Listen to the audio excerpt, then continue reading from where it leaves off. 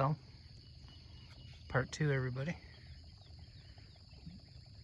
We got 3 on the stringer now. Breaking daylight. It's been kind of slow all night. I was stuck around for the morning bite hoping that they would turn on, but so far nothing. Beautiful sunrise though. I guess I can come over here and show you the update on the stringer.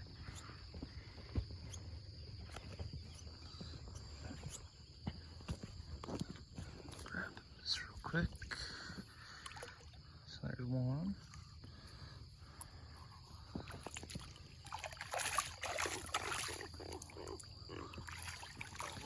Two, three. So 3 nice blue cats.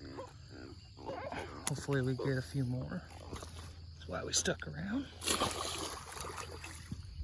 But here's the setup. Also collected all the trash. I'm gonna be picking that up before we left. There was a ton of people's trash down here.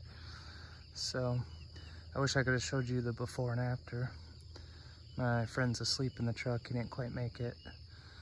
But beautiful sunrise coming up. So this will probably be the last part of this video, you guys, unless we catch a monster, but stayed out fishing all night and got 3, you know, it's gonna be a good meal.